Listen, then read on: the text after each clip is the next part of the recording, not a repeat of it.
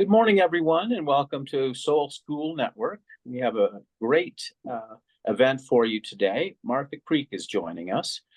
She's, as you can see, she is an author. I'll talk a little bit more about her. What right now we'll hand things over to Corianka to do a grounding meditation for us and get us in the spirit of things. Okay, ready to go. Let's get started with this grounded meditation. You can close your eyes if that feels good and take 3 deep, relaxing breaths. Let them be belly breaths. In through the nose, out through the mouth. In through the nose, out through the mouth. We'll start now scanning our bodies for any tension there might be. And we're going to start at the head. We'll do this together. We'll just observe without making any meaning out of it. Scan the crown of your head and the back of your head. This is Sue in Peru that she started this little.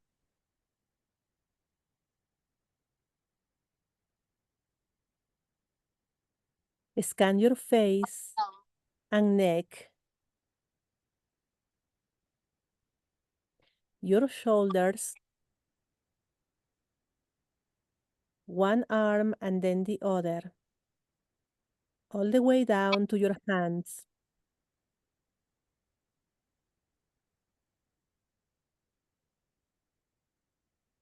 Now scan your back from the neck all the way down to the final bone of the spine.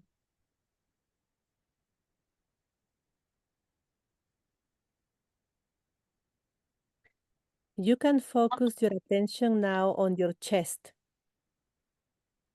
and your abdomen.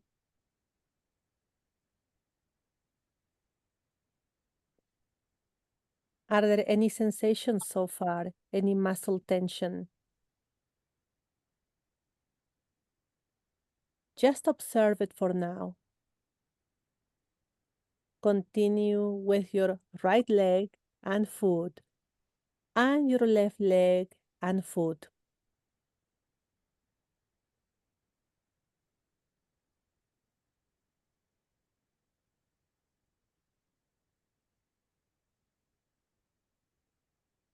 Wherever you found tension, let it go gently by visualizing that there's a white cloud that slides down your body all the way to your feet, leaving your body through the soles of the feet.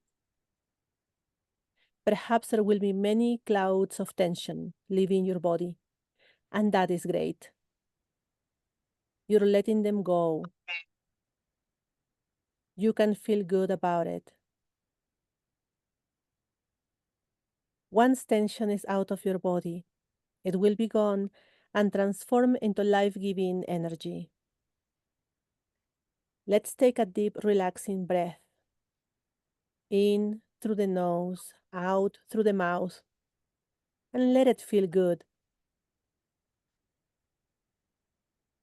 You can stretch your body and make sure you are comfortable wherever you are.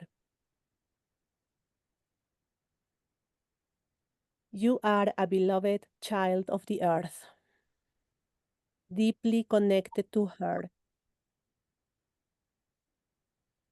Notice how your feet are planted on the ground, either physically or energetically at all times.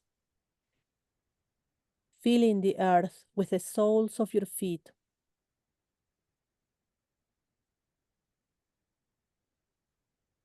Feel how your energy grows and extends itself from the soles of your feet towards Mother Earth. You are growing energetic roots that go into the moist, rich soil under your feet, uniting you with the Mother, receiving nourishment and love from her. The more your roots extend and go deeper and deeper into the earth, the more you feel deeply grounded and held in love by Mother Earth.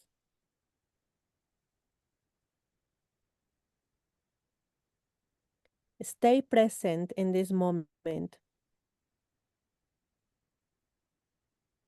You can feel it. Remain grounded and present in this moment. Grounded and present. Grounded and present.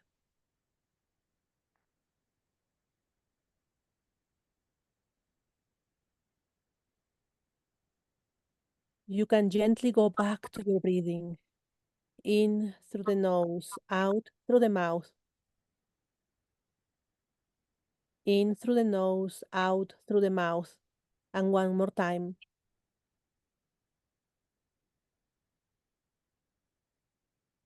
Now you can slowly open your eyes when it feels good to you. And you can move your body very slowly as you come back.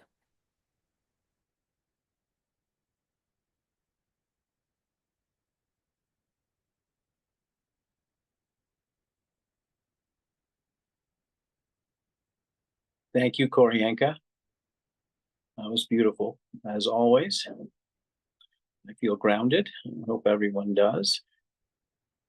Good morning once again, everyone. My name is Greg. I'm with the Soul School Network, and we're here with a number of our facilitators, Susan and Michael, Koryanka. Peter's here, I think, in the background, as always, helping us out. Dan is here, and I think Kavita may be here as well. I'm not sure, but we never know where to find her. Today we have a very special guest with us, Martha Creek. Martha is an author. She is a minister. She is a lecturer as well, a speaker, and I think most importantly, she is a teacher. She's also a student. I know Martha may speak about some of her own learning, and I've had the pleasure of meeting her and working with her in the past, taking one of her courses and spending some time one-on-one with her.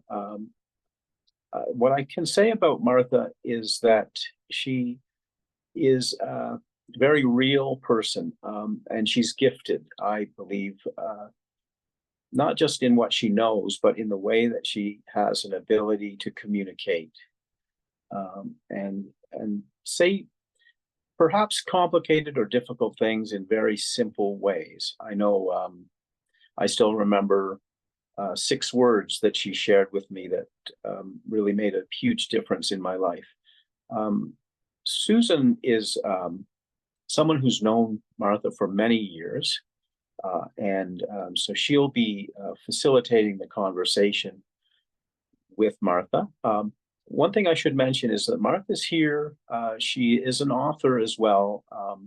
I believe, having just published your 2nd book, Martha, and I'll let you, there it is, Presence and Potential. I'll let you share a little bit about it, but you can find it on Amazon, and I'll put up the link a little later so you can find that as well as Martha's website. So Susan, take things away. Good morning. Hi, Martha. Thanks for being here. Yes, I have had the pleasure of having Martha as a teacher for about 10 years. And what a delight it has been, and a game changer for me. Martha shines the spotlight in the corners of my mind where some things hide out that I can't always see. So I always appreciate it. And, you know, Martha sends out a monthly newsletter. You may want to go to her website. I put it in the chat and sign up for her newsletter. There's always a gem in there.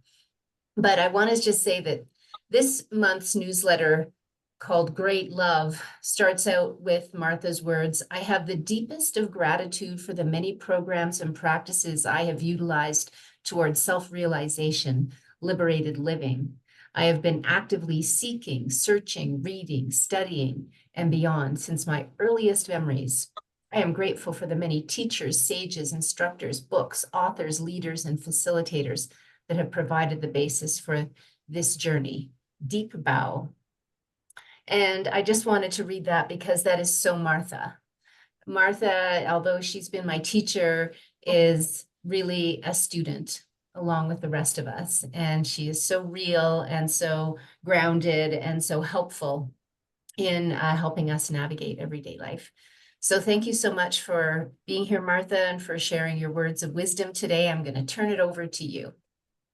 Oh, thank you, Susan and Greg and all of you that are here today, and a deep bow to you, because there's all matters of places we could be this morning. And the fact that we've all been drawn here and impulsed here in this very specific way is telling of where we are in our own soul's evolution and our intent for the care of our soul's evolution. I sincerely and devoutly believe that our contributions to our own soul's evolution is our greatest contribution to the soul of humanity as well. So I think the work that we do here this morning again is a mighty work and a powerful, intentional, resourceful work for each of us individually and for our collective humanity. So it is the highest privilege for me to be here. My mission in being in the body, as far as I know, is to serve those who serve. So I believe that I'm here this morning in a divine appointment of that, to serve with you as you serve in the ways that you're serving. And I'm devout in getting empowered teachings to the whole of humanity. So I give permission for anything that comes through me to be recorded. It's also free. So this book that we're referring to this morning is available on Amazon for purchase. It's available on Audible for purchase. It's also free on YouTube to listen to it in my own voice, sitting and recording it myself to give it away, to get it out into the world. I've also offered it to Sue on a PDF. I've given it to her with certain quotes highlighted that other groups are using in their book studies, and they ask for specific quotes to work with. So you're welcome to have that PDF as well. So this is me living out the ministry of this, and to get empowered teachings to the whole of the world, and to serve those who serve. So that is my honor to be here with you today in that context. So presence and potential is very practical, 26 chapters of practicality and how to live a more self-defined life. Can be summed up as how to be calmer when others aren't. It's also the difference of not pretending to be calm, but actually an embodiment of calm and calmer. Because we can stuff our feelings, suppress, depress, disown, deny, and pretend we're calm when our guts are twisted, our throat is tight, and our skin is crawling off. So it's the actual embodiment of that. And that's what each of the chapters represent, a practice in that. So the first chapter, for example, is to define yourself and stay connected to others. It means I know where I begin and end, where somebody else begins and ends. I know what I stand for. I know what my own convictions are, and I can accept that their convictions are different to mine. I can accept that they don't believe the same way I believe. Now, I don't have to like how they believe. I don't have to love how they believe. I don't have to understand what they believe. And I've got to include what they believe. I believe one way, they believe one way, and both are included in the spectrum of humanity. And my way is not somebody else's way. And me living that out provides a great deal of liberation for me, so that I won't insert myself in somebody else's business as often when I'm staying true to what I think and believe and my own convictions, and allowing other people their rights for that as well. Chapter 2 talks about regulating our own anxiety. And that in itself sounds like, well, of course, regulate your own anxiety. Put the oxygen mask on you first.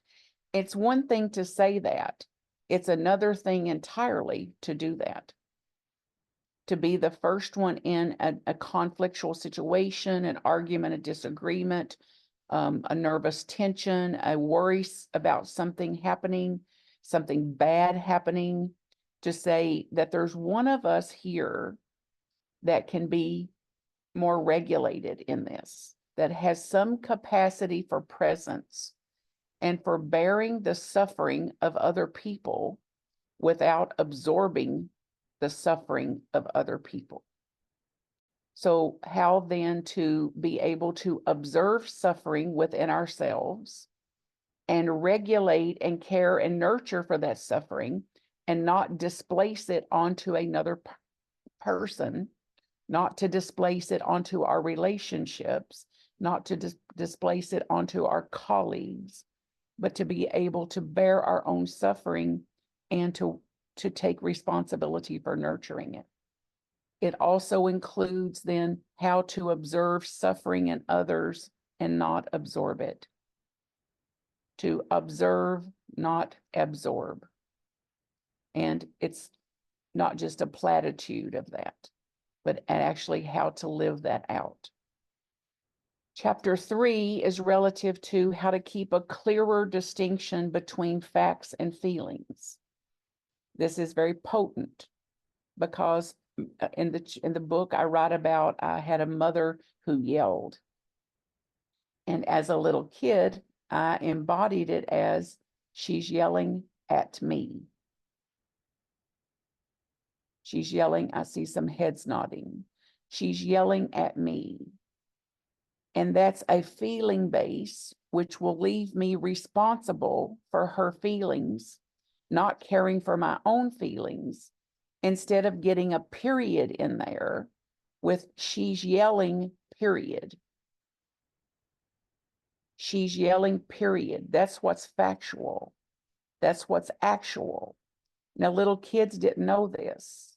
We didn't know that when we weren't the cause of this, or that we weren't the responsible party for this. And we're not little kids anymore. And with enough presence in our mind and enough self leading, the small wounded child in us doesn't take the lead position. But if we don't have enough self developed through spiritual practice to keep the self in the lead position that says the small child is included, the wounds of the small child are included, they're not as apt to step forward and run the show. So she's yelling, period. There's less pain in that versus she's yelling, comma, and there's something wrong with me. She's yelling, comma, and I'm not safe with her. She's yelling, comma, and she doesn't love me. She's yelling, comma, and she doesn't care for me or my feelings. So after the comma is all matters of hell, all matters of suffering. And at the period, there's less suffering, for example, to get a period in there.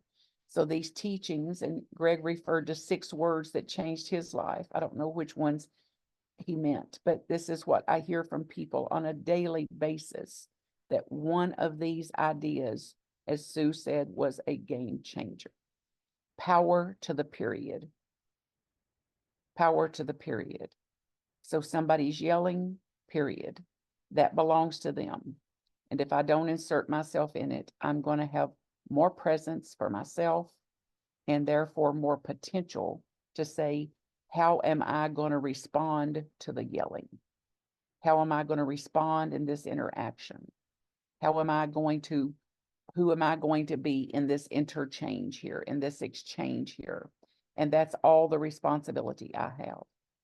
And at times with presence, I'm going to be a different person. I'm going to be in a greater potential if I don't take on their yelling or interpret their yelling as something to do with me. Chapter 4 is similar in some practice at professing my own values and not attacking and judging others in their values. It also calls us, I believe, to look at what we actually value, plus instead of what we claim to value. So I said yesterday in a presentation I did for 3 hours. The recording of that is available if you want it to, so you can get it from me. It's for embracing ministry. I believe minister is a verb, and that we're all minister in some way. We're here ministering in our own ways. So minister is certainly a profession. It's not to take anything away from that profession or diminish that in any way. It's certainly a noun. It's also in my mind a verb, and it's what I've been clear about since my earliest memories, that I am minister as a verb, and that I was here to do it. In my earliest memory at 3 years old is when I first declared myself as minister. And I remember my family laughing when they heard me say it. It's a defining moment for me. And I realized I couldn't speak about that to them. And back in that time and that day, this is 60 years ago, there was no such thing as a woman minister. And we're not much ahead of that now. You know, in some denominations and faith, it's still absolutely excluded. They're not open to that at all. So I realized as a young kid, this is not something I can speak about openly. And I knew in the depths of me, in my convictions, that that's what I was here to be about. That's what I was here to do. So how can I profess that? How can I live from that and not expect others to go along with that or to support that? So I'm not going to spend my life seeking others to affirm me, confirm me, validate me, license me, ordain me, or anything else. And I ended up with 3 licenses and 3 ordinations. And I would have done what I'm here to do without those ordinations and without those licenses, because they were not necessary for me to do what I'm here on the earth to do. So chapter 5 is about not demanding and expecting that people will do things the way we do things.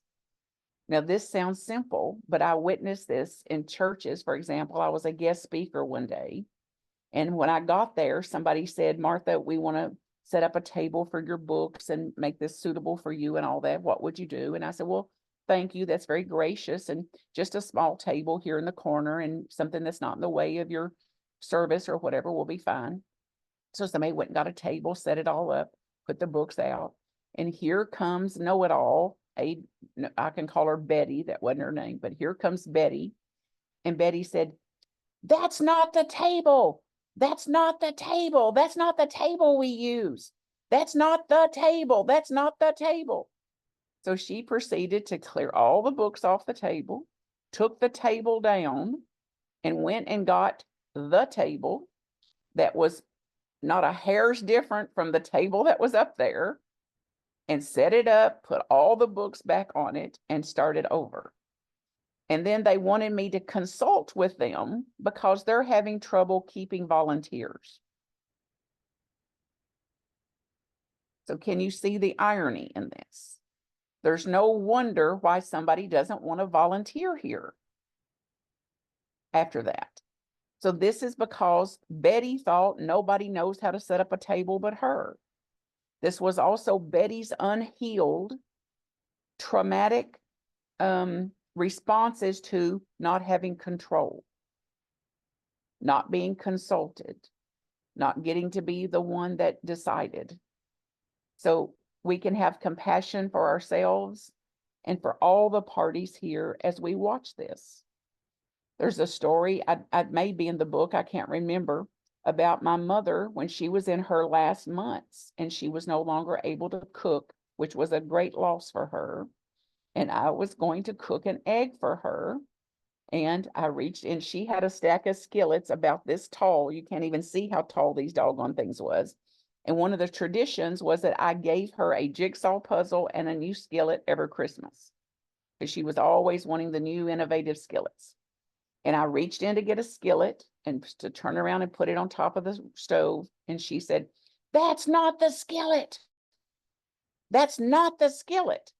Now, I was weary enough from caring for her and what else I'd taken on during the same time that I was just a hair away from hitting her with a skillet, particularly with that tone of voice and how ungrateful you are after all I've done for you. I'll use whatever damn skillet I want to use. And then I presence myself. And I went right on with the skillet. And she yelled, "That's not the skillet." And then in presence, it's like I can go up against her, or I can get the skillet. And oh, the allure to have it my way. Oh, the allure to point out to her. Let me teach her. Let me be a teacher to her. Instead of like, let me be a student to myself. Peace or pain. War or peace. And oh, the allure to pick up that rope. Lead me not into the temptation of the mind. Deliver me for liberation. So these are examples of this, of doing it my way and thinking that others are going to do it our way because our way is the right way, the better way. So this could go on and on and on with examples of that. Number 6 is accepting differences between people, even those of us that identify as like-minded. We're like-minded at times. At times, we are not like-minded. At times, we disagree. We have preferences. We have demands. And when we get hungry, angry, lonely, and tired, they get extreme and very polarized. So we absolutely are not immune from our humanness that says when I'm not, have not been fed, rested, restored, I don't have the bandwidth to be in presence much. So my little 3 P's is my practice there, which is to pause, presence myself, and then proceed. In that order, everything goes better. Pause, you may call it prayer, presence myself, then proceed. And out of that order, trouble is at hand, which is also included in our human spectrum here. And then chapter 7 speaks about taking responsibility for our own emotions, specifically anger, hurt, sadness, disappointment, things that we formerly called bad emotions, or us high righteous spiritual types call them negative emotions, versus there's no negative emotion. Emotion, energy in motion, energy in motion, emotion. And to take responsibility for them, then we're not going to displace our emotions and the responsibility for our emotions onto other people. We're not going to be as likely to do that. That means for me, having to go back into a deep, deep reservoir of emotion that had been suppressed, depressed, disowned, and denied for decades. That was all waiting for me. And the purification of that, the processing of that formerly suppressed, depressed, disowned, denied emotion. So many of the courses, the sages and seers before us has said, it's not a question of if you'll do the work, just when. And what will it take? How much will it take for you to finally say, I will no longer sweep this under the rug and then wonder why I'm tripping over the rug. So it's time to pick up the rug, I believe, and see what's under there. Innocently, we put it under there. We didn't even have a way to process it back then, or the coping skills that we had were limited. As certainly as children, we had to do what we had to do. So now's the time for, in our higher self leading here, ourself with a capital S to look back at that and to say, I've got some work to do from the reservoir of emotion that was formerly suppressed, depressed, disowned, and denied. So let me pause here to see what questions you may have or comments, dialogue about any of this, your takeaway. You're certainly welcome to disagree. There's nothing here that I'm asking you to believe. I'm encouraging you to believe what you believe and to see what you're actually convicted in as we look at these tenets. So relative to then in the first chapter, learning how to define ourselves and stay in touch with others, to stay open to what they're thinking. I don't have to like what they're thinking or love what they're thinking, but to stay open to it, what they're believing, and to know that what that is on the basis of their beliefs, and how I can stay open to that and not leave the firm, solid foundation of my own beliefs. Any comments or questions, anything you want to share about that particular tenet?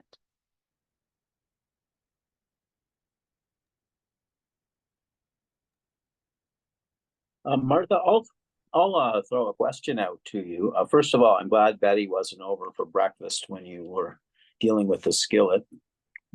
The table was probably wrong too. What you talk about controlling your emotions and controlling anxiety. What tools would you recommend in terms of what to do when those feelings come up? Yeah, I hope I didn't say control it, because I don't think they're controllable. Yes, The true. word I use is regulate. And that's what it is literally for me, Greg, which is then when the sadness, for example, is arising or anxiety is arising, to give presence to that, to swing wide the door for that it gets to have its place. So it's the opposite of squelching it. It's the opposite of disowning it. It's the opposite of denying it or turning away from it, the suppressing it. So it's the opposite of controlling it. It says then whenever that fear arises, sadness arises, anxiety arises, that I swing wide the door for it. So it has a chance to rise, have its life, and pass through, which is what it will do. If given the space for it, given the care for it, it will, every emotion, regardless of what it is or how intense it is, with enough presence, will rise, express, and pass. And we're so patterned to suppress, disown, deny, that we stuff it down instead. And then the more we do, the bigger it gets. So trying to control anxiety perpetuates anxiety. Trying to control rage perpetuates rage, whatever the emotion is. So it's regulating that, which gives some space for it to process through. And I highly encourage times of this for deep inner work, so that the purification processes, these things that we have set aside, Sue referred to it as the corners of her mind, that we set time aside regularly, routinely, for purification, to get into those corners and crevices, to clear out, to sweep out, to shake the rug, to see what's left in here that I have not tended to before, and to actually care for it. So the more I'm able and willing to do that, the less likely I am to have a blow up, the less likely I am to have a big trigger of some sort, fire. So it is spiritual practice for me. And Diane just put in the comments, the pause, the pray, proceed is one of the ways that I regulate that. I also recommend dumping it out, having a mind dump, letting the rage come forward, writing it out. I'm mad at her. I'm so mad I could bite a nail in two. I wanted her to include me. She didn't include me. She should have included me. I've always included her. This is ridiculous. I don't like her rejection. I need her to see that this hurt me. She's a bitch on wheels. I don't want to ever feel rejected again. So some way to speak this out of us, write this out of us, exercise it out of us, to move some of this energy through our bodies, and to do it routinely. and it in whatever format works, I would say. And whatever has worked for you, stay close to that. And I'd encourage you to grow your approaches and grow your repertoire of ways to regulate and process through emotion, because most of us have decades of it concreted over. This is, of course, where all addictions come in. Any of this where we have not processed this and had not had the means to do it, that we reach for a substance of some sort. We reach for something to smoke, something to drink, something to snort, something to shoot up with, something to eat, shopping, gambling, spending, whatever it is, any way to try to numb the feeling that we're having or to distract ourselves out of the feeling, so that because it feels like at times the feelings could actually kill us, that they're so overwhelming that they could actually annihilate us. So this is where all addiction and all addictive processes come into, where we would reach to something to try to ease the feeling that we're in.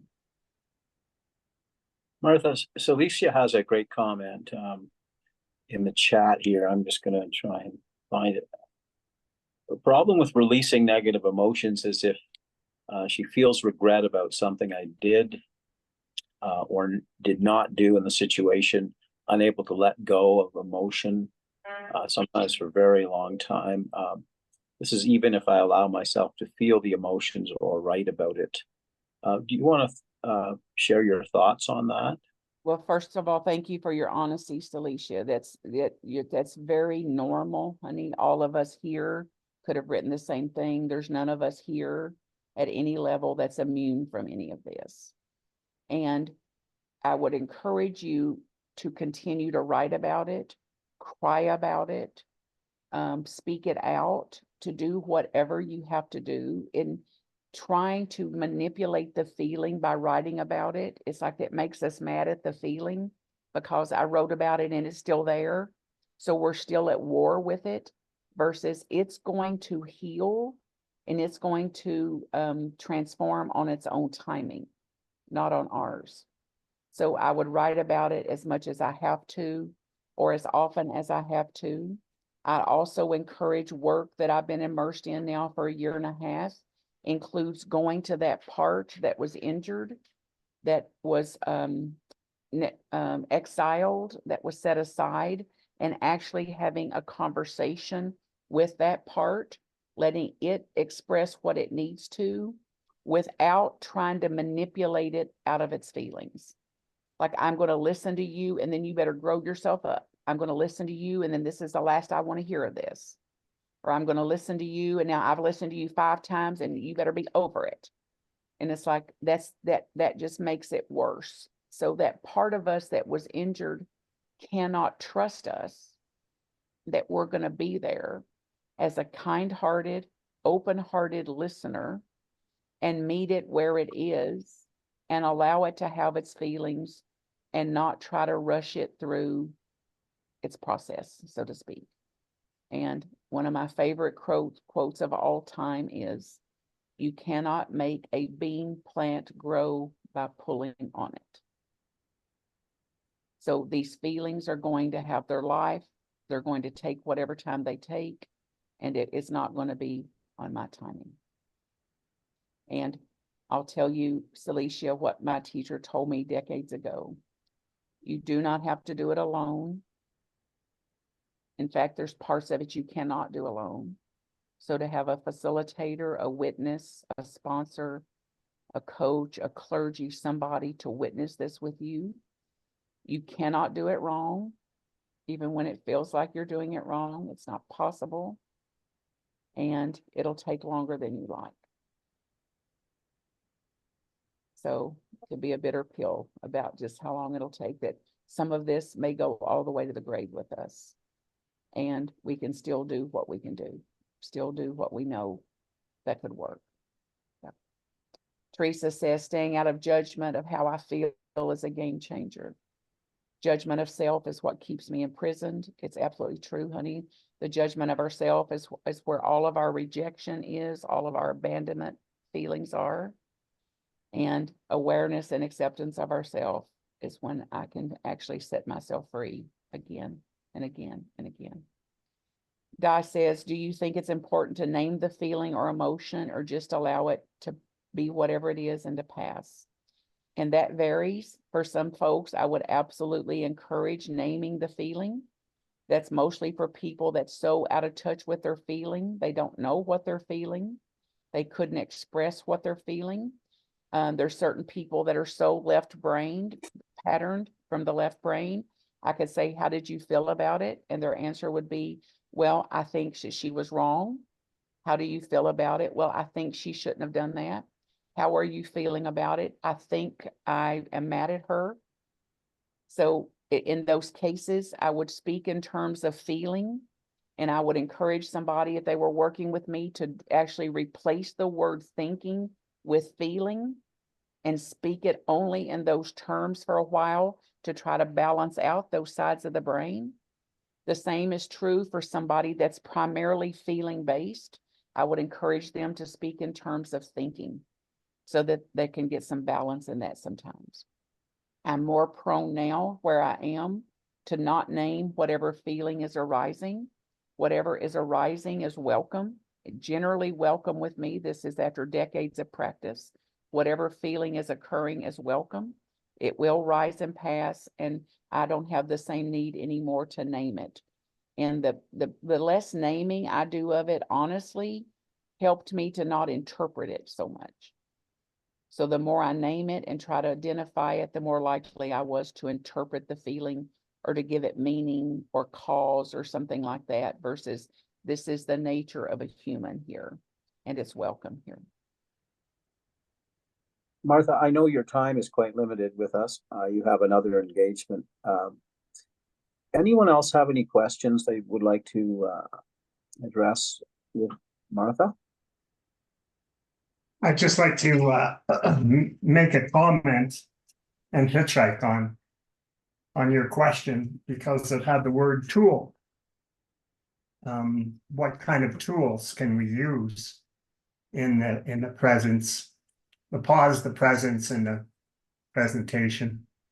And what I found is that mantra is an excellent tool. Because when you're in the process of identification of the emotion, when you're in the process of the identification of the feeling, you can switch your attention. One of the mantras that Susan and I used for a very long time was release and allow. So that as soon as it arises, you begin to say to yourself, release and allow. Release and allow. There's several other mantras that I've used. One is Om Namah Shivaya. Om Namah Shivaya. Again, in the process of going through, then you're centering yourself in something that's bigger than yourself, which is your capital S self. Yoga, meaning union with the soul. That's essentially what yoga means. And so therefore the practice of yoga is practicing union with the soul.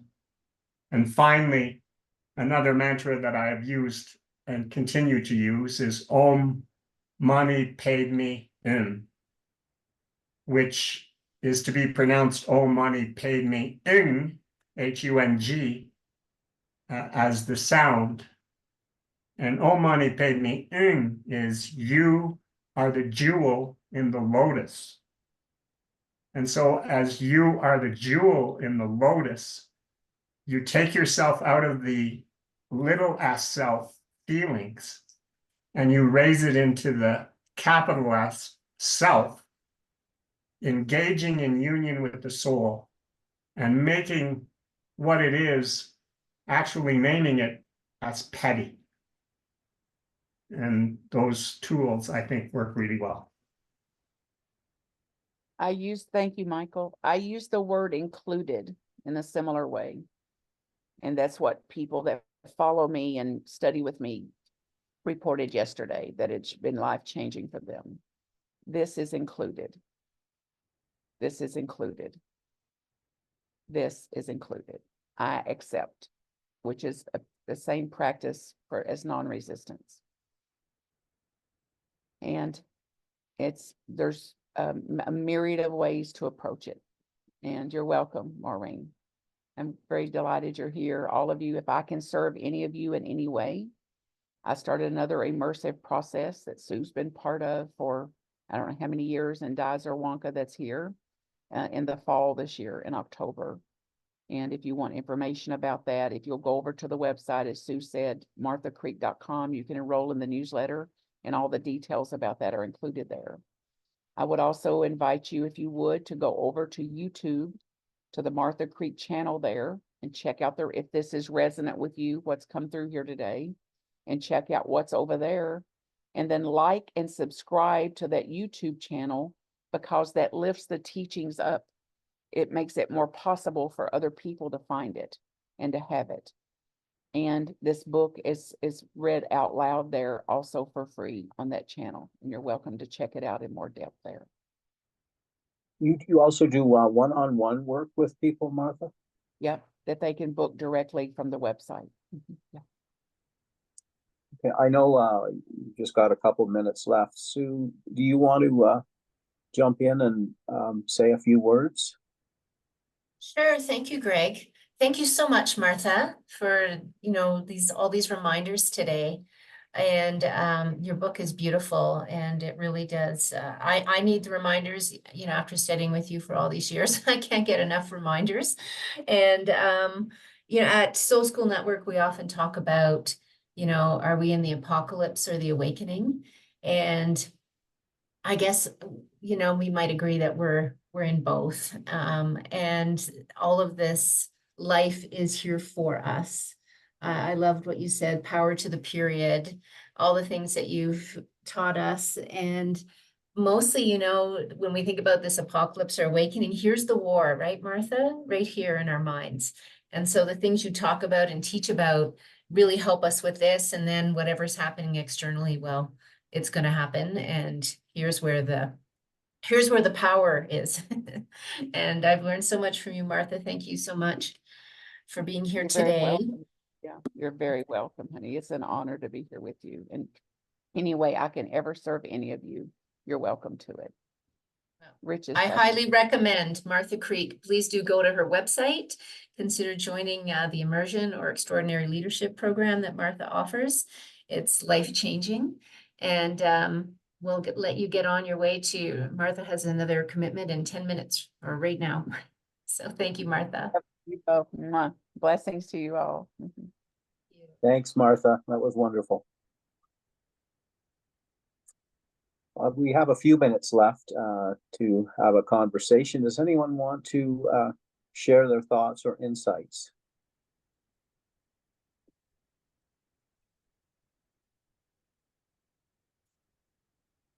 Well, then maybe this will be a chance for me to ask Sue. You've been working with Martha for a number of years. Can you tell us about what it is that sort of drew you to her? Well, thanks for asking, Greg. It's really, what I love about Martha is it's really practical. Everything that she's teaching can be applied. And I mean, our relationships are the most important thing.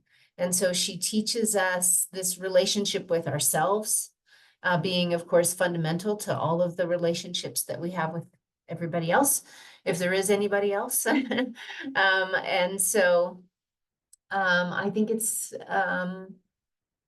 yeah, her insight, she goes really deep with us in these 8-month immersion program, Extraordinary Leader program. We do an online retreat, 1 or 2 of them that go for 3 days, and they are so deep and so powerful. And so, yeah, it's this war in our minds. I think that she helps all of us to untangle and lighten up and bring peace to ourselves and to other people. And so, yeah, she's just the most warm-hearted, loving soul that I know. A point that she brought up I thought was interesting is, she was talking about, the skillet in her mother. what I find fascinating is when people have conflict with other people, they tend to project that conflict on the other person as their fault. And what an epiphany I had the other day is, we have our own shadows, right? And that's, often that person's representing your shadow, and that's why you project that pain on them. But the epiphany that I had is often we have, like, when our energies mix with another person, the two frequencies, when they mix, create the shadow. So on ourselves alone, we may not have the shadow, but the mixture of those two energies creates the shadow. And then each of those people will project that shadow on the other person, saying it's their fault. And so the key is to seek to understand, like she was talking about, right? And so instead of attacking that person, saying it's your fault, there's this shadow in our energy mix or our relationship, it's really interesting if you can talk through it and figure out, again, where the root of that shadow comes from. And it's amazing how it dissolves them. So just an observation. That's very cool, Dan. It's I had this visual of, like, oil and water not mixing, and then when things do mix and how it gets murky and muddy kind of thing, where you can stay self-differentiated versus getting all muddy and mixed up. Yeah, that's yeah, exactly. Thanks, Dan. Maureen. Thank you. I just wanted to share about an insight that connected when she was talking about emotions and not judging them as good or bad, positive or negative. They're just emotions. And I was thinking about the analogy of a coin, and they're really both sides of the same coin, which is us. We are the coin. And what we would label positive emotions or negative emotions are just one of the sides of the coin. And the sacred third is our regulation, the outer edge of the coin that connects them.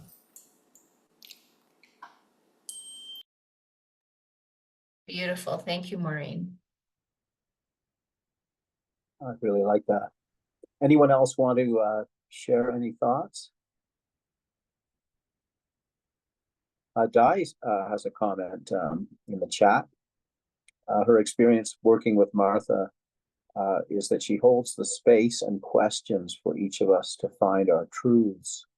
And she helps Di see the options that are out there. Would that be the case, Sue? Yeah, thanks for saying that, Di. Di's been friends with Martha forever. Lucky girl. And yeah, for sure. She helps us find our truth. Yeah, which of course, yeah, she just meets you where you're at, right? And doesn't everybody need someone like that in their life to, so much love and compassion? Yeah, please do go to her website. She's got so many YouTube videos and teachings out there. And anybody is interested, I do have the PDF of her book, Power and Presence, that she was speaking about today. So if you would like that, just send an email and I'll shoot it over to you. Thanks, Sue. I think, let's just read Maureen's note here. Later today at 10 o'clock, the Emerging Heart of Compassion Temple ceremony, and she's provided a link. And that's Pacific time. So that's good to know. I think we'll slowly wrap things up here. What I would like to ask is if anyone has some time on their hands to visit our website, soulschoolnetwork.com. All of our previous presentations are there the recordings are there for you to witness. If you feel generous, it would be lovely if you could give us a donation just to keep our work going. And I know, Michael, you will lead us out with the mantra of unification. I'll share the screen for that and look forward to seeing you later. Anyone who can join us, I think Koryanka will be there, the Emerging Heart of Compassion Temple ceremony today. So let me share my screen and Michael can pray us out. And I should just mention one thing that in 2 weeks, we're back on the August 18th, and that will be an open mic session. So bring all of your thoughts, concerns, conspiracy theories, and other things that you would like to share with us then. Michael? Thank you. The mantra of unification. The souls of all are one, and I am one with them. I seek to love, not hate. I seek to serve and not exact due service. I seek to heal, not hurt. Let pain bring due reward of light and love. Let the soul control the outer form and life and all events, and bring to light the love that underlies the happenings of the time. Let vision come and insight, let the future stand revealed. Let inner union demonstrate and outer cleavages be gone. Let love prevail. Let all people love. Wiracocha. Miigwech. Thank you, Michael. Thanks, everyone. Thank you. Have a wonderful week. A great week. Happy 8/8 Lionsgate. Take care. Too. Thank Bye-bye. you.